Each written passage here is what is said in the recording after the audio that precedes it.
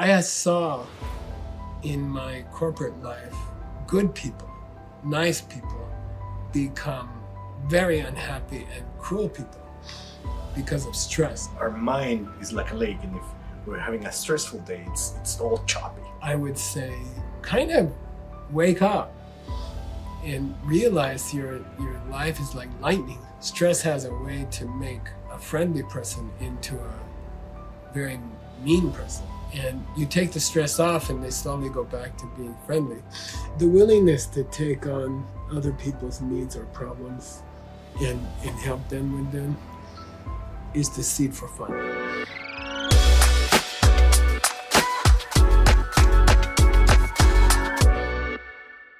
Thank you, Geshe Michael, for joining us. So today we're going to talk about different common questions we get from our audience. So one of them is talking about personal brand. It looks like the last 5 years, and particularly now, is becoming more and more important. By the way, for our organizers, as you know, this is the content we're doing so that you guys can cut up and use it for your marketing materials. In China, they refer to it as personal IP, intellectual property, but it means personal brand. So I wanted to ask you, how can we use the seed system to build a good personal brand?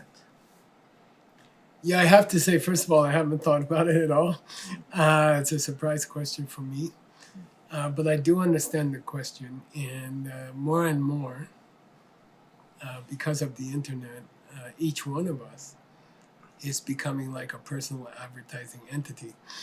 And we have to kind of start building up our brand.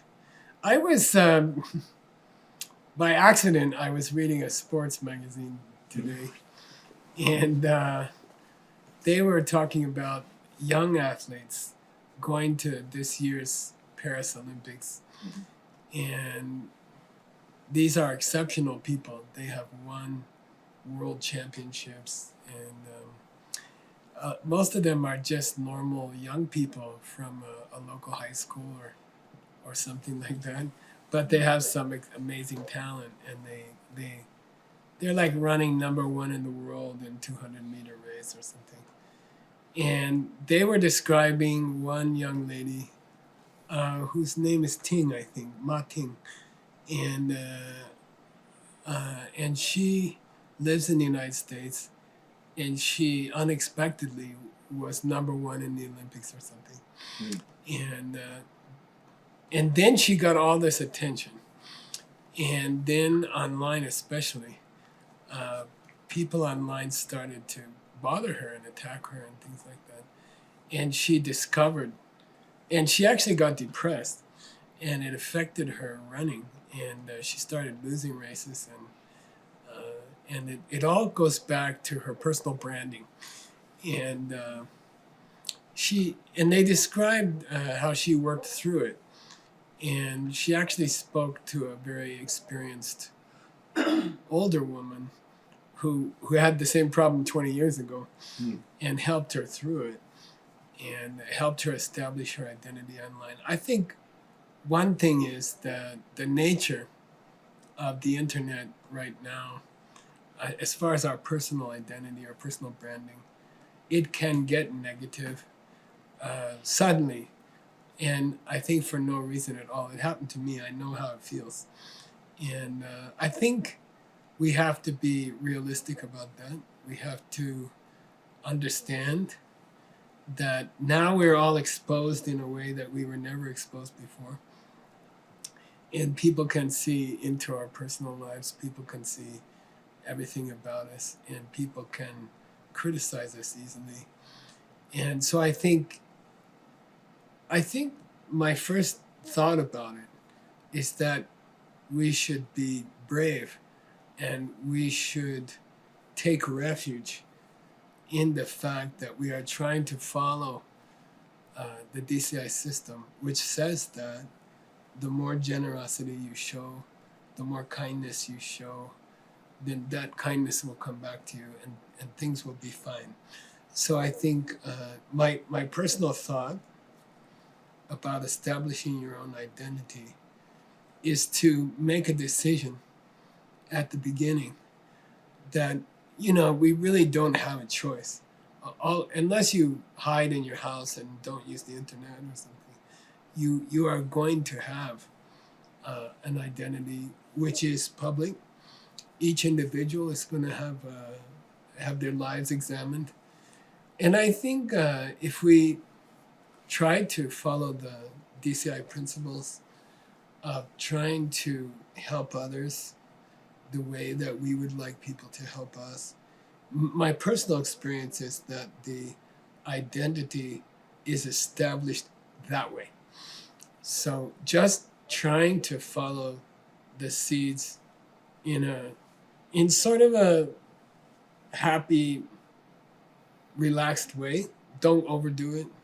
Trying to plant seeds, good seeds, in a relaxed way has the side effect of creating your branding, and you don't have to do anything else to create your branding. When you use the DCI system, when you try to plant seeds by helping other people, you are establishing an identity or a personal ID, a branding for yourself, and it will take care of itself. It'll be very nice, and that's been my experience. And I had a rough start to the internet world, but I just tried to continue to follow the DCI principles, and it worked out very, very well. And now it's a wonderful brand and identity. And so I'd say be patient.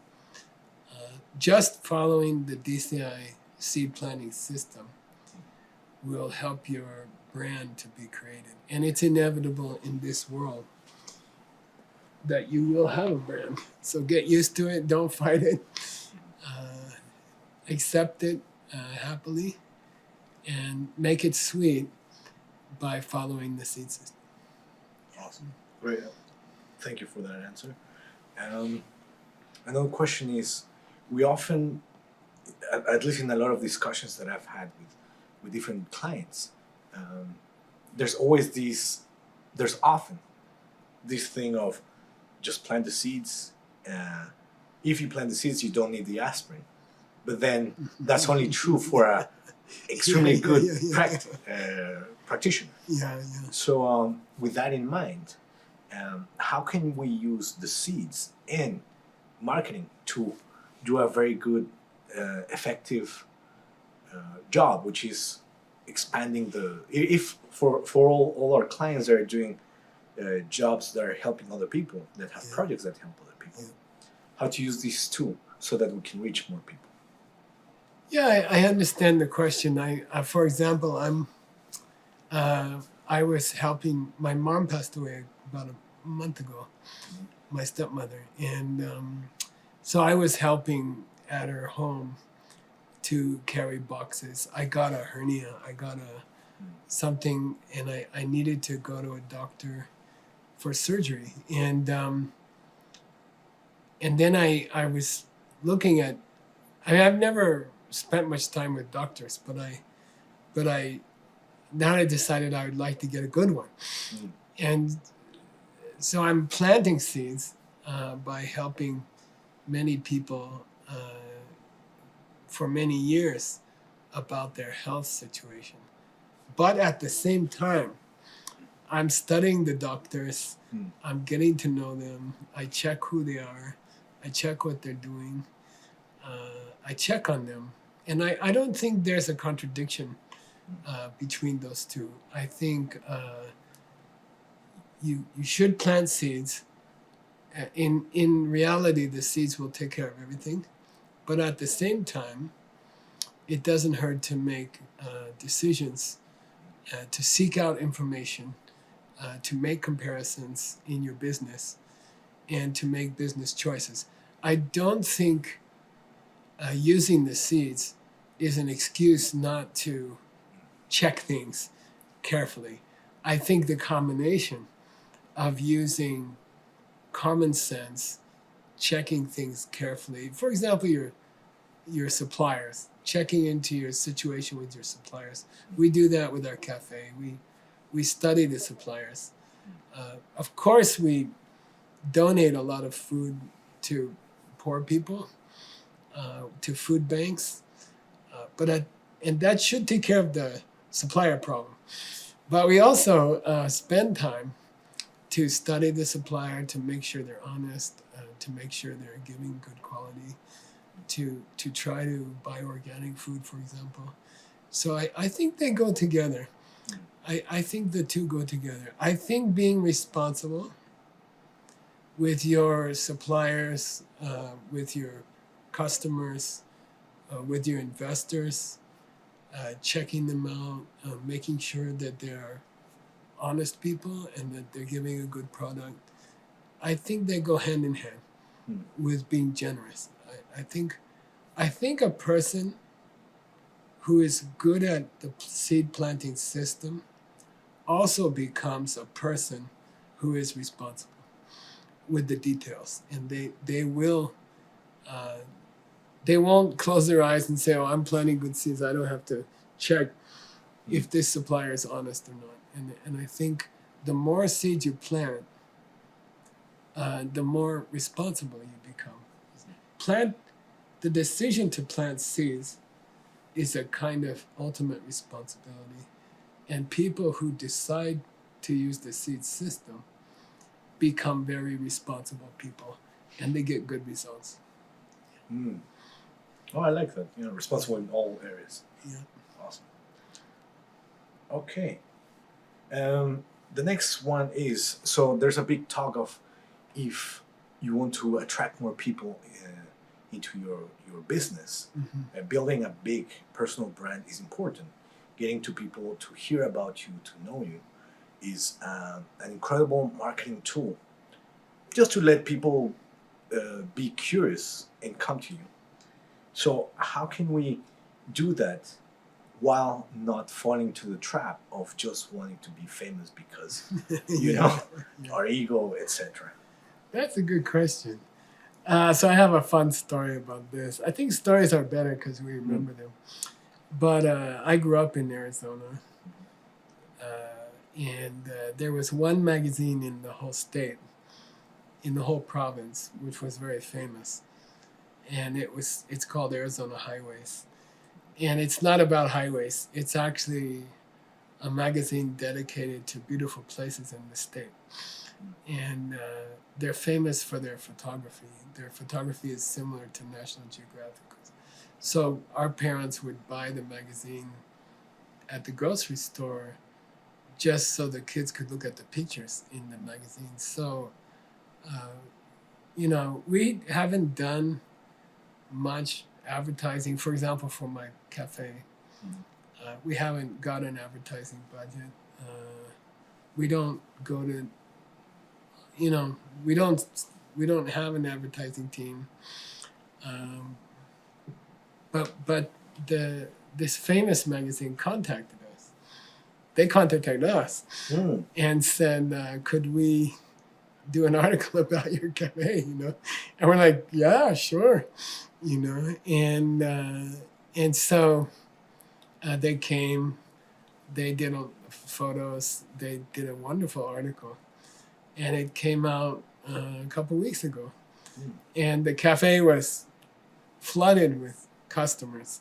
We had a stressful couple of weeks, and then people asked me, "How did you get this magazine to do the advertising? How did you get them to do the article?" And I was thinking about what kind of seeds was it that we planted to create this kind of advertising or this kind of buzz, and I feel with my lifetime interest in seeds, I feel that it was giving credit to our staff. So whenever we meet, whenever we have, whenever I see someone on the staff, whenever I go to the cafe, I try really hard to recognize each person for something good they're doing. Mm. They're doing bad stuff too. Yes. They burn the food, they drop the dishes, but they also did a tremendous pastry, or they were very nice to a customer. And so I believe that the seed to plant, to have this kind of recognition of your business, is to recognize your employees and your suppliers, and thank them. And we're famous for giving spot bonus. We call spot bonus. And for example, when this article came out, we gave a spot bonus to every employee. We gave a couple $100 to every employee. Just cash, they open the envelope, there's cash. And I think this kind of thing where you recognize your staff and you thank your staff, and in a real way, is the seed that you could plant, that you could have a healthy buzz about your company or even yourself in a healthy way, that people appreciate you, people come to your business, they give you business, and we've had that experience in even nowadays at this small cafe, and we have more attention than we could handle. So I think, and it's sweet. We have a sweet reputation. The cafe has a reputation for online for taking care of people and being polite to people and caring about what they need. And so I think you get a good buzz, you get a healthy attention to yourself and to your company when you recognize your employees, especially.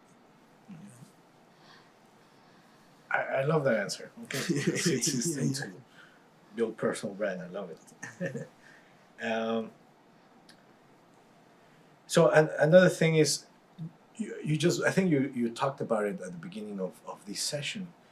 It seems that with the online world, the way it's happening, with any sort of attention, it seems also to attract what is known as trolls, or people that just want to use that as a vehicle to have their own articles promoted, and often that ends up being a criticism. A lot of the times rumors are not true. Yeah. What's your advice on how to deal with that? I had this problem myself, as you know. I was trolled, or I was attacked by trolls, and it was very, very disturbing. It was very upsetting. I felt it was unfair, and it was untrue, and there was no way to respond to it. There was no way to stop it, and so I understand the question, and I have a feeling about it, two feelings about it. Number one, I'm 71 years old. Yesterday I was 31. I don't know what happened. 40 years passed by in a flash, and my personal experience with my life is that life is extremely fast. It goes by very, very fast. And I know it doesn't feel like that when you're 40 or something, but it does, and it will go very, very, very fast. And so from my age, I can say that each one of us has only a very few hours of our life. And then we have to decide what we're going to do with that time. And every moment is precious. I fight for hours of my day. I defend my hours, pretty fiercely. And what dawned on me, just as an individual, was that for me to be angry, or for me to be upset, for me to think a lot about the trolls, I was giving them my time. And if you steal someone's money, they can get more money. But if you steal someone's time, they can't get more time. And then I realized, every evening I sat at home and worried about what a troll said about me.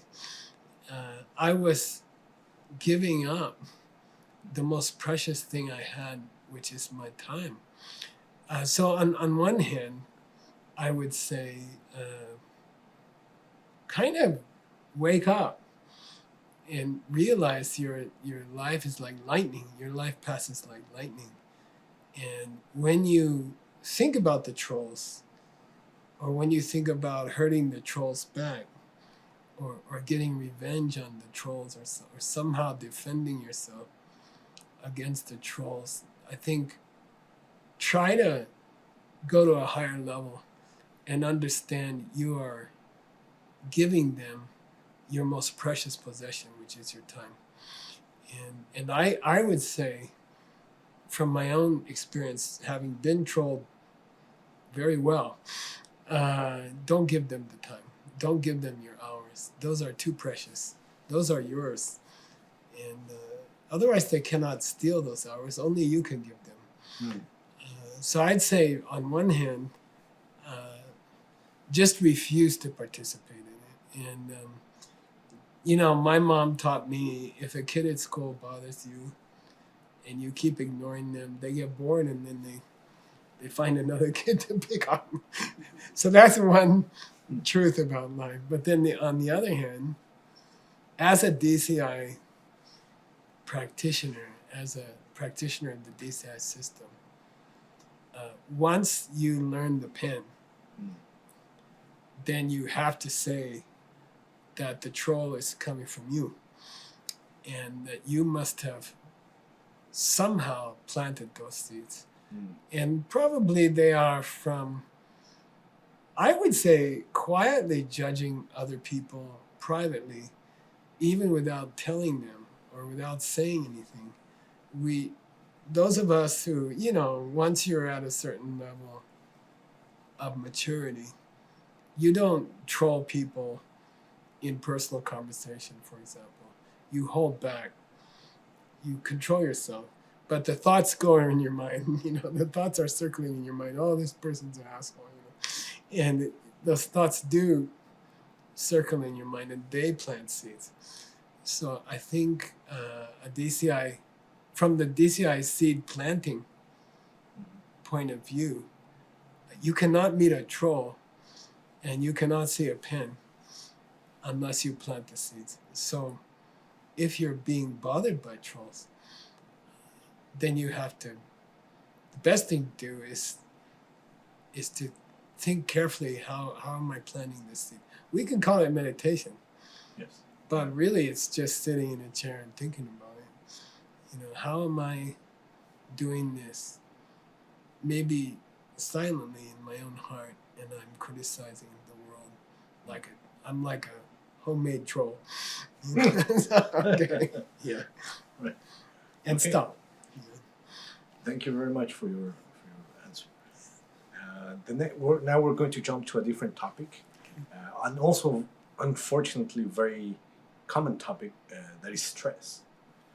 So the first question is, some people say that pressure and stress makes us stronger.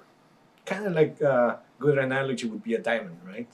Yeah, the pressure of the center of the earth. Right, the pressure, the heat is what makes that stronger. Do you think that applies to humans? I know that things are not inherently good or bad, but is stress necessary? That's a great question. I have to think about it, but I can say that, for example, my years in corporate life, my years in the diamond business. So I remember those were the days before cell phones, and I had 3 phones on my desk, and I would often be on 3 phone calls at the same time, and I'd be talking like this, and so that work was very stressful. But I can say that the 19 years I spent in that atmosphere made me a very strong person and helped me build my abilities. So in that sense, the stress was, for me, it helped me learn to multitask and things like that.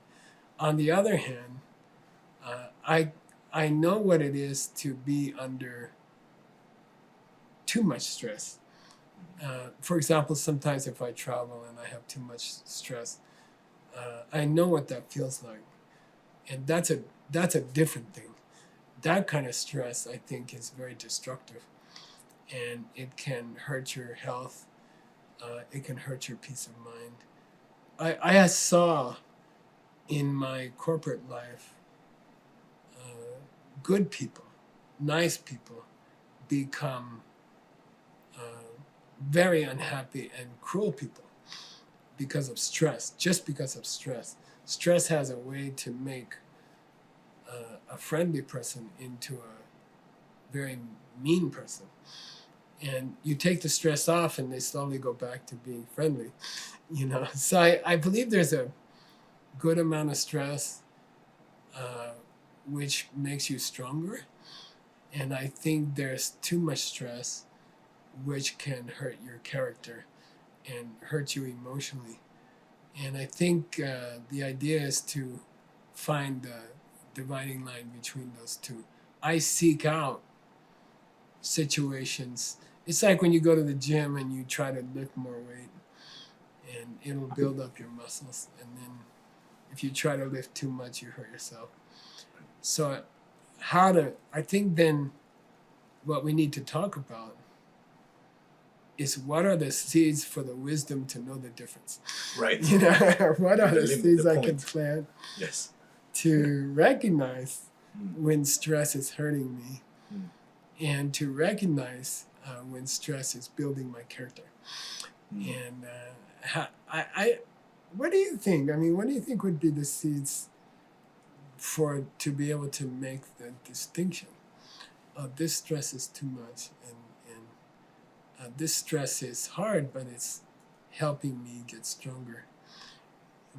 What would be the seeds to have the discernment between the two? I don't know. Teaching people seed intelligence. I don't know. I have to think about it. It's kind of the seed for common sense, which they say is very uncommon. Uncommon, yes. But I guess I would say that my instinct is to say, as a leader of a family or as a leader of a business, one of the most important skills you have to develop is to recognize when you are putting too much stress on someone, and to know how to. And it's not even a knowledge; it's taking an interest, or it's caring about people's health, and you see when the stress reaches a certain point, and you take an interest in it. So as a leader or as a business owner, I think oftentimes we see that people are stressed, and then we're slow to react. We don't take steps right away to do something about it. So I guess that would be the seed to be able to distinguish between healthy stress and unhealthy stress is to take an interest as a business owner or as a supervisor even or a manager, to take an interest in the stress levels of people and to take action when it goes over the line.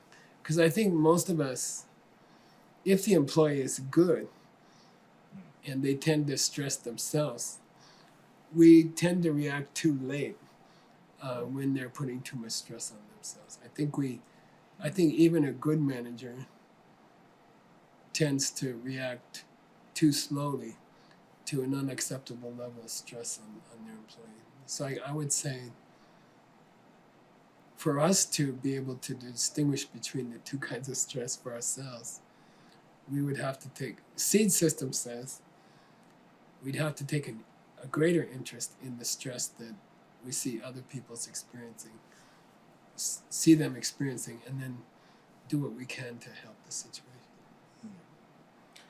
You mentioned common sense, which is That one, it's a oh, seed that's a for hot that. topic. Yeah, what is the seed for to see more common sense in I'll ourselves tell and you others? something. So we kind of have to define common sense, I think, and it implies, I think, simplicity. It implies, you see a situation and without overthinking it. I was translating a text this morning, and this great author from the 1400s he used an unusual word, and then I figured out he's talking about overthinking it. And he said, this mind-only school is overthinking everything. And so I think this idea that when we overthink a thing, and instead of just using common sense, I think is more of a natural reaction of basic kindness. It's related to basic kindness. I think common sense is tied to very elementary ideas of taking responsibility in your life and being kind to people. I think kindness and taking responsibility create common sense. And then common sense is really fun because it doesn't overthink things. It just says, oh, look, here's a problem, let me do something about it. I would say that's the most elementary form of common sense. And I don't think I actually meditated on it. It's been a meditation subject for me for the last few weeks. I was choosing people with common sense and thinking how I could be more like them. And so I think it's worth some time. We all have contemplation time or meditation time, and maybe in the morning. And you could meditate about someone who has uncommonly good common sense. I have a few people like that in my life, and I wish I could be more like them. And so I meditate on them. I and it's not long. It's maybe 15 minutes, and 10 to 15 minutes, and I think about them. And it has actually helped me a lot. Wow. Yeah. Wow. That's a completely unscripted question and answer. I loved it. Thank you. So there seems to be also, apparently, there seems to be a correlation between productivity and stress. How to gain more productivity without raising the levels of stress? I think that's a great question, and my opinion from my own life is that if you are using the seed system skillfully, that you can increase your activity and decrease your stress. So first of all, I think it's worth it to think about that possibility, and we don't often talk about it. We just say, at what stress level should I cut some activities? Right. And according to the seed system, the proper question would be, what activities do I have to add to lower my stress level? And I know it sounds weird, but I believe in it. And from my personal experience, I believe that if you can get more skillful at planting seeds, you're actually increasing your activities, and your stress level is reduced every day, less and less. And you actually reach this point where you are quite relaxed, even in a very crazy, busy situation. I can think when we're on tour or something, Mm. You know, it's a very busy day, and I think if you are using the seed system, it's not a contradiction that you would have a perception of a very busy day as something quite peaceful. And so I think, and again, that comes from, I think, being concerned with other people's stress level. There's a nice word. So I should have learned Chinese 15 years ago. I'm too lazy. I pick up a few words once in a while. But there's this beautiful word, shinkula. I don't know what's the verb or how it fits or anything, but I do know it means I appreciate how hard you're working. And I think it's beautiful that there's a single word like that. And I think the way to increase your activity and lower your stress level simultaneously, which is really weird, would be to shinkala people more, or recognize other people's hard work and thank them for their hard work. And anyway, it's so fun to do that. Once you get into it, once you start doing it as a habit, you start noticing all these people around you who are working so hard to help you. And it's so sweet to thank them for helping you. And in my opinion, that drops your stress level and increases your ability to take on more tasks at the same time. All right, awesome. Now, if we take that to the next level, not only not stress, but if you want to convert that into pure joy, which I have seen you achieve, how do we take that last jump of, okay, I'm being productive and I'm not being stressed, but now I'm going to have the best fun? That's a hard question. What's the seed for fun? But okay, I'll take a shot at it. I haven't thought about it, but I think that the emotion of fun and having fun when you're too busy or you should be stressed out, I think I'd say it comes from enjoying helping other people. So I hate to, it sounds corny, but doing things for other people, thinking of things you can do for other people, paying attention to other people, trying to take care of other people's needs is the seed, I think, to have fun. And then the more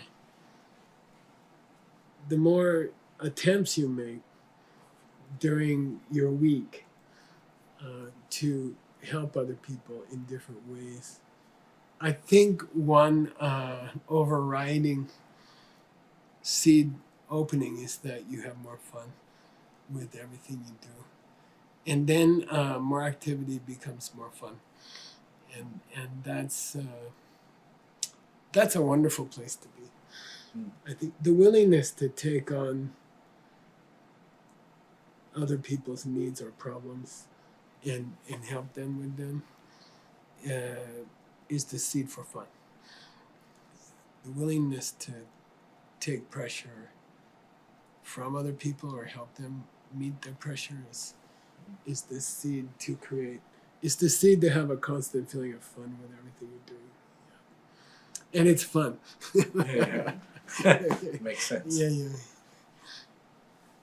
Now, it seems also, particularly in DCI, it seems that we get all the type A people from the world. So that's good. Yeah, I like it.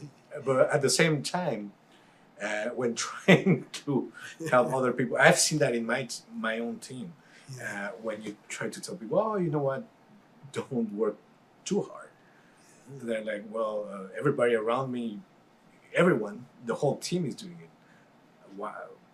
So it becomes harder to help other people Yeah. not to work so hard, how can we plant seeds to be able to influence our coworkers that Yeah, we're good. seeing that are on the verge of burning out or burned out? Yeah, that's a good question. My wife and I tried something. Veronica and I tried something last week. Mm. Uh, we went on a 3-day. We rented a cabin in the forest, in a deep forest. I mean, it takes about 45 minutes to on a dirt road to drive to this place, and then it's very isolating, and beautiful, beautiful forest and beautiful streams. And I think we just made a decision between us that we needed to do this for our mental health, and we decided that I think it takes some kind of a blessing to recognize that you're burning out, and to recognize that you're pushing it too hard, and then I think, especially in the DCI tradition of ancient wisdom, there's a deep tradition of taking a break, and taking a silent break, taking a real break, which it doesn't mean watching a movie. It means going out in a cabin in the woods for 3 days, walking through the woods. I didn't take any work with me. I didn't have my computer. I was like, this idea of, they call it sam. Sam means draw a line between you and the world, and say, I need this quiet time. And I think it's a very healthy tradition. It's a very, very ancient tradition to take a break. And I think I think this one is just plain education. We do say, oh, I want to take a break and watch a movie, or we do say, I want to go for a walk or something like that. But a more formal self-announcement that I'm going to cut off from the world for 2-3 days is an art form in ancient times. There is one in the West. It was developed in the Middle East. They call it the Desert Fathers. And there was, of course, a tradition in Asia, but of just a formal tradition, and one that could be learned. So your teacher would, we made a list of items that a person should know to take this kind of a formal 3-day break. And that list is 63 items long. Okay, there's 63 traditional topics that you should consider in taking a successful break from the world. And I think that's a thing that DCI can help people with. We have the Think Circle Day, but I think it's something we haven't really explored yet. And I think a formal mini course or something, and some personal advisors who could. Taking a break from stress is not as easy as just physically leaving the stress. It's a whole mental exercise, and if it's done well, it makes you stronger to deal with the stress. So retreating from the stress, and wisely, and doing certain inner practices, allows you to go back and take more stress successfully. So I think that's an ancient art form. We don't recognize it in the West. We don't have such a thing. And I think, in fact, we were trying to find a word for it, and we couldn't find a word for it. In my business book, I called it a circle day, but just because I couldn't think of a better word. So I think this art of taking a break from stress. Mm. But during that break, doing something very meaningful is something we all need to learn. It's like the good night book club. Right. Awesome. Thank you for that. So the next question is also something that seems to plague the modern woman and man of these times. It seems that at night, just before sleeping, is when we're most prone to all the flavors of our mental negativities. Jealousy, fears, they seem to amplify. Yeah. How to approach this deceit system with? Yeah, good. It's true that when you're tired at the end of the day, it's a funny thing. I tell people, "Why do you sleep at the end of the day?" And they're like, "I never asked that question." And I said, "It's because you're tired." And they're like, "Oh, because you worked the whole day." So when you're tired, you are more prone to negativities and worries and fears. So, you have to be, if you're going to live in this world, you have to recognize certain truths about this world. And one of the big truths is that when you're tired, you're gonna have more fears, and you're gonna be more open to anger or other emotions. It's human nature. And I don't, in my school, for example, my elementary school, they didn't tell us, hey, be more careful in the evening. You're going to be more likely to get angry or something. Nobody ever told us these things.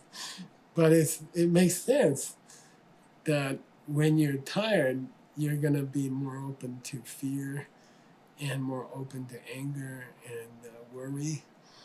And so I think a couple of answers. One is the habit of coffee meditation.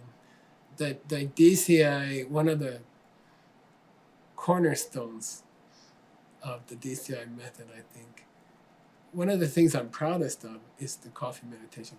I don't do it myself enough, but I'm proud that we recognize the vulnerability of the human mind in the late evening.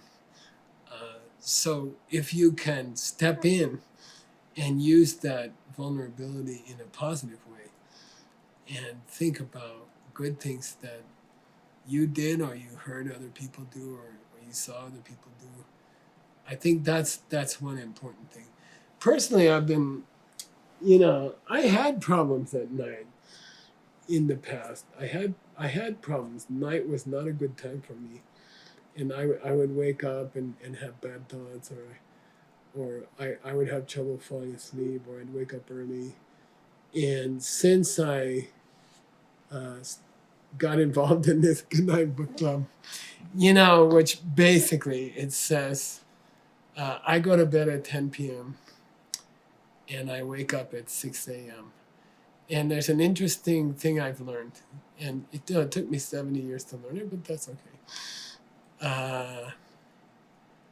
I get down on the bed at 10 p.m. and I don't care what else people want me to do or things they have for me, or if there's a good movie, I just turn it off. I say, okay, I'll finish it tomorrow. I'm on the bed at 10 p.m.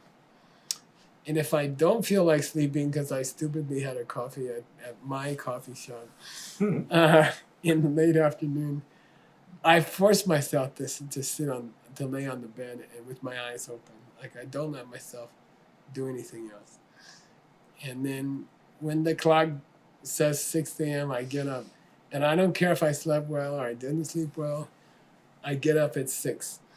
I just force myself. And that's been and importantly, I lock up my electronics by 10. Mm-hmm. So usually it's 9:59 if there's a good movie. And I lock up the computer or the phone and I don't give myself access until 6 a.m.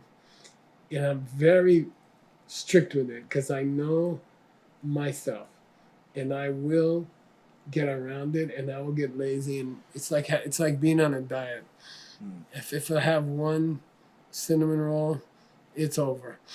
Yes. So I don't even let myself once use the phone after 10 or before 6. And I have to say, it's been a miracle in my life. 99% of the time, I sleep right away. I sleep soundly.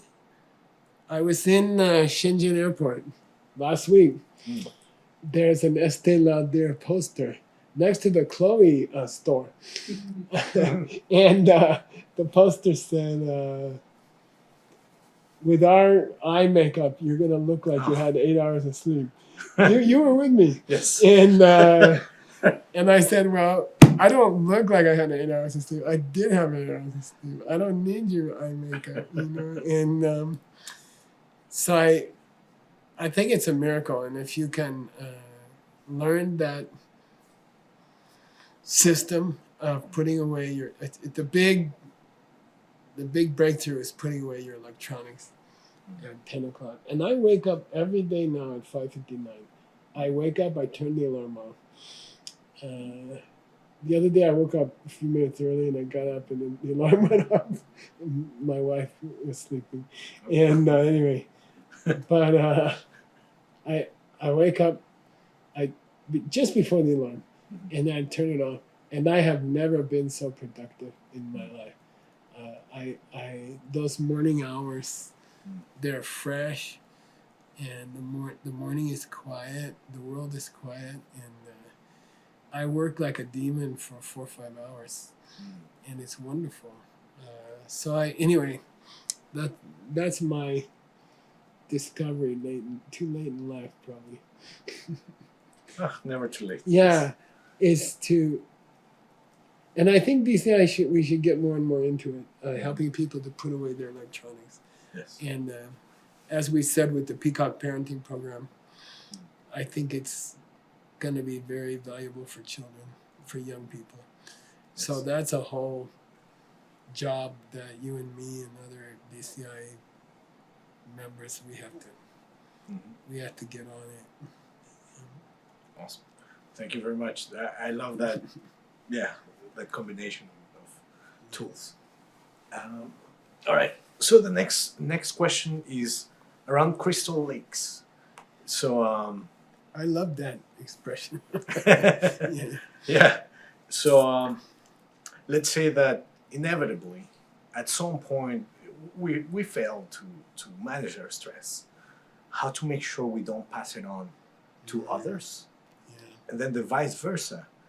At some point, people around us will fail and they'll be stressed. How to not take that? Wow, that's a great question. So, I mean, it happens to each of us, right? We're having a pretty good day, and then we meet somebody and they're having a bad day. And by the time we finish having a coffee with them, we're having a bad day because their bad day infects us and spreads to our mind. And then even a worse situation is when we meet with a friend of ours who's perfectly happy today, and then because they spend 10 minutes with us, they get, they also get upset at the politics or something because we couldn't control ourselves. So I think it's, I had an interesting situation in my diamond jewelry company because of security. Each room had a keypad, and only 6 or 7 people had the number to it. So only the people who spent the whole day in that room had permission to go into that room, and you couldn't physically get into the room if you didn't have the keypad number. And even if you figured it out, you weren't supposed to be in there anyway. And we noticed pretty quickly a couple things. I mean, number one, it's impossible to ventilate 20 small rooms on a floor in Manhattan. You know, like how do you air condition 20 small rooms equally at the same time? Do you have 20 controllers? And it was crazy. How do you run the ventilation? And we worked it out. It took years to make sure nobody was freezing and nobody was too stuffy. But then we noticed another phenomenon, which was that if there was one grumpy person in the room, and when I say grumpy, I mean consistently grumpy person, that they would poison the other people. Their mental state would spread to the other people in the room. It happened in the reverse to a lesser extent, I'm afraid. If there was one very peaceful person in the room, it didn't spread as easily. I don't know why. Maybe that's human nature. But yeah, so we noticed that there is this phenomenon that when someone's upset and they're in close proximity with other people, it tends to spread. And so I think the first thing is to talk about it. Like you could have meetings with your employees, or you could have meetings inside your management, and you could say, look, there's this psychological phenomenon that in a small group, when one person's having a bad day or they're upset, maybe they're upset from something that happened at home in the morning, and then they come to work.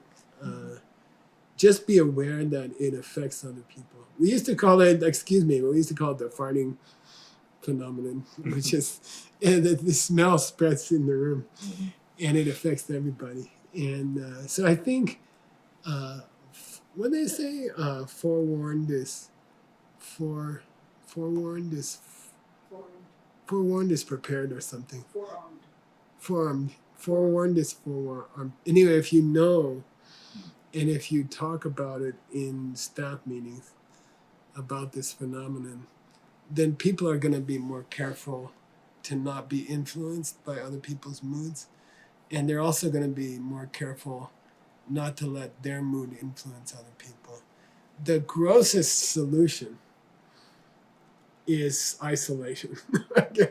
So, if one person's having an uncontrollably bad day, it has happened in my work life that I would send them home. I'd just say, come back tomorrow when you can act like civilized, because it's too much. You're getting everyone upset around you. So I think when it's really out of control, I think isolation of the person. And if you're a manager, I think you could purposely create a situation where the person was isolated. Like I would send that person out on an errand in the city to pick up something or something, and get them out of the office so they could, and they would recover. If I sent them on the subway uptown to buy some diamond supplies, by the time they got home, I guess they spread it in the subway or something, but they would be okay. They would be okay. So I think as a manager, you can do that. And obviously the way to control it is to be aware and watch yourself. And when you're having a negative day, to be more careful of how you speak. And I would, when I'm really aware, I will absent myself. I will try not to make other people put up with me when I'm in that space. Like I'll go out for a walk, or I'll make some excuse. I'm a big fan of making an excuse to get out of a situation like that. I'll say, I have to go put stuff in the garbage can downstairs, or I have to. I forgot I have some gardening I have to do, and I absent myself from the situation to protect other people. So, yeah, because we talk about. Thank you, by the way. We talk about for those of you of DCA clients that know about crystal lakes. Sometimes even if you How would you define crystal lakes for those who haven't heard about Oh, well, if we're having our mind is like a lake, and if we're having a stressful day, it's all choppy. it? Oh, it's like a lake in a windstorm. Right. And if we're around, so one of the things we say is that even just being around other people, subtly, it people cannot say how, but our energy somehow also affects us. So, is that what you're saying? That even if you, at what point again? At what point do we know that I can fake it and not it will not affect other people? Or I don't any think you point- can fake it. I No. think a lot of the signs are non-verbal communication of your facial expressions and your wrinkles on your forehead and things like. I think I haven't gotten beyond the point where I should get out of the room, Right. and I should not mess up other people's day. Right. And I think we're even when we're having a bad day, we are wise enough to know that. Yes. And we can somehow make an excuse to get out of the room, or even for 10 minutes or something. Right. Even if we need to reschedule a meeting, etc. Yeah, exactly. I think if I'm having a really klesha day, if I'm having a day when I can't control my emotions, I will actually delay an appointment or a meeting. Okay. Sounds good. Thank you very much. Yeah. Our time is up. Okay. We'll continue our Great. next session, whenever that is. But Yeah. thank you very Thank you much. for doing it. I enjoy this format. Yeah. Thank you. Yay. Yay! Thanks, Geshe. Have a beer. Cheers.